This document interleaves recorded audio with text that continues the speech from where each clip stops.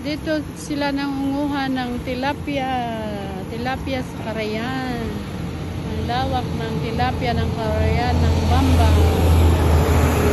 Gandang tignan. Yan o. Ito ang Bambang.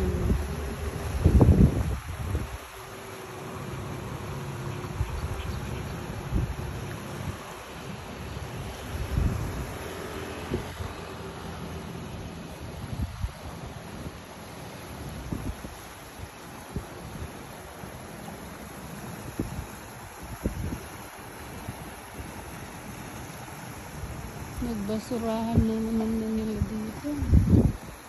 Mga basurero talaga itong mga Pilipino. Yan.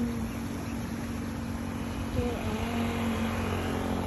ginagawang bypass. Mga daanan ng malalaking bus papuntang Manila. Zoom.